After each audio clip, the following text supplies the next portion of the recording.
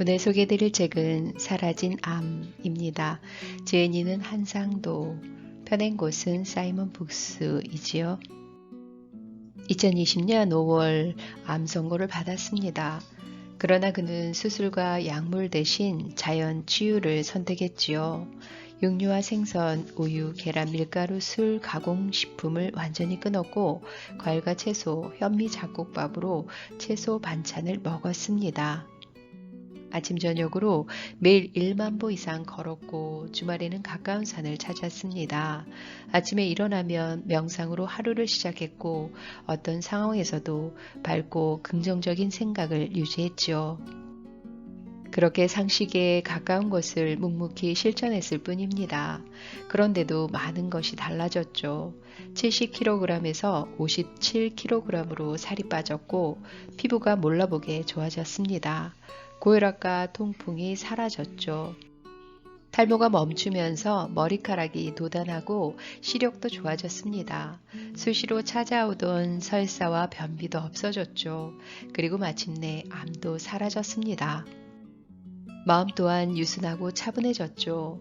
몸도 마음도 예전과는 완전히 다른 사람이 되었습니다. 이 책은 그 놀라운 변화의 과정에 대한 1년 3개월의 기록입니다. 음식으로 고치지 못하는 병은 약으로도 고칠 수 없습니다. 음식이 약이 되게 하고 약이 음식이 되게 하라 합니다. 히포크라테스. 안녕하세요. 책 읽고 오늘보다 나은 내일을 바라는 책바라기입니다. 암도 사라지게 한 저자의 기록 중 중요한 3가지를 알아보았습니다. 첫 번째, 지금 당장 시작하다입니다.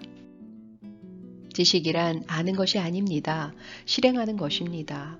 지금부터라도 저자는 몸을 관리하고자 결심을 하니 불현듯 이 말이 떠올랐습니다. 곧바로 주방으로 갔습니다. 냉장고와 싱크대를 뒤져 가공식품을 있는 대로 다 끄집어냈죠. 라면을 비롯해 햄, 참치, 커피, 삼겹살, 냉동만두, 통조림, 탄산음료, 식용유 등 꽤 많은 것들이 식탁 위에 수북이 쌓였습니다. 쓰레기 봉투를 갖다 놓고 선별을 시작했죠. 봉지라면, 믹스커피, 정제설탕, 튀김기름 등 몸에 좋지 않다고 알려진 것들을 가차없이 봉투에 넣었죠. 좋아하는 것을 해주는 것보다 싫어하는 것을 하지 않는 것이 더 큰 사랑이라고 했습니다. 몸에 이로운 것을 먹는 것보다 해로운 것을 먹지 않는 것, 가공식품부터 끊기로 한 것입니다. 술과 커피도 물론입니다. 그 길로 장바구니를 들고 로컬푸드 코너에서 현미와 수수쌀과 서리태 등 몇 가지 잡곡을 카트에 담았죠. 토마토와 사과, 양배추와 브로콜리와 당근 등 주저없이 담았습니다. 면역력을 키우는데 얼마나 도움이 되는지만 고려했습니다. 유기농이나 친환경 제품이 있으면 그것부터 집었습니다. 그래, 여태까지 먹은 것이 지금의 자신의 몸을 만들었다면 이제부터 먹는 것이 내일의 자신의 몸을 만들 것이다 라고 생각하고 몸에 좋은 것만 먹자. 그러면 몸 또한 좋아지지 않겠는가 라고 생각했습니다. 그날부터 백미와 육류, 생선, 계란, 기름 등은 일절 입에 대지 않았습니다. 즐겨 먹던 밀가루 음식도 마찬가지였죠. 아침은 과일과 채소만 먹었습니다. 전립선에 좋다는 토마토와 사과를 기본으로 제철 과일 한두 개를 곁들였죠.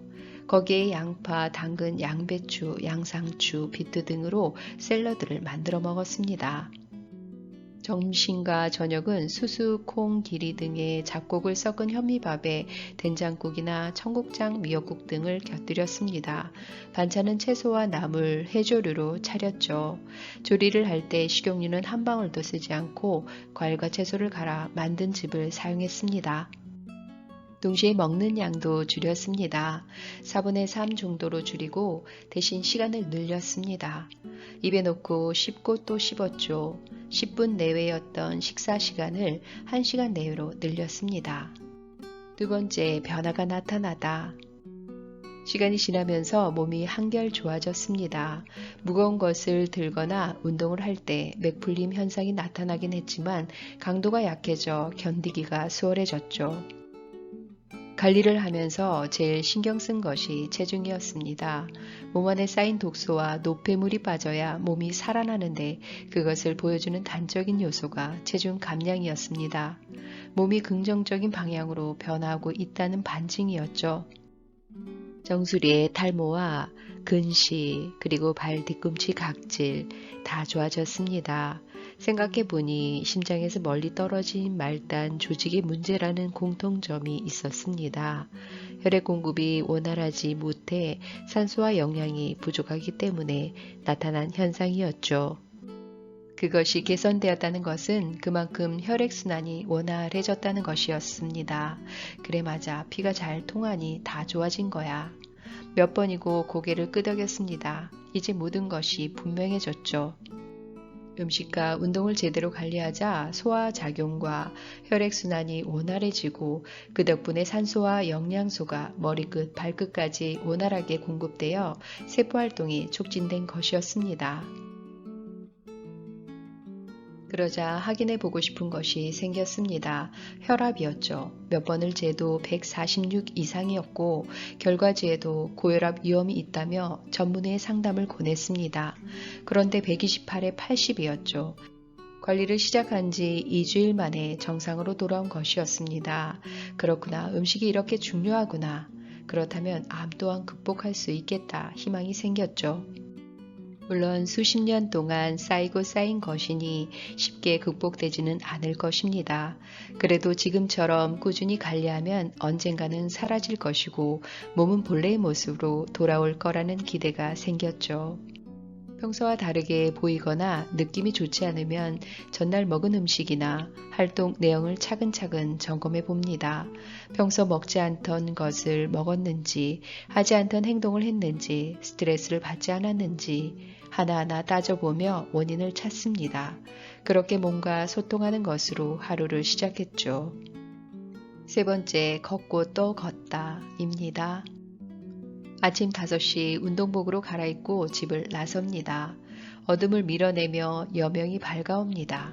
새벽 공기가 가슴을 파고듭니다. 숨을 크게 들이마신 후 천천히 내뱉습니다. 배에 쌓여있던 노폐물이 씻겨나가는 기분이지요. 야트막한 동산을 따라 이어진 산길, 경사가 완만해 걷기에 좋고 길이도 짧아 천천히 걸어도 1시간이면 돌아올 수 있습니다. 아침 산책을 즐기기에 더없이 좋은 길이죠. 운동기구가 설치돼 야외 마당에서 팔운동, 가슴운동으로 하체에 비해 덜 움직인 상체를 단련합니다. 사람에게는 걷는 것이 최고의 약입니다. 히포크라테스.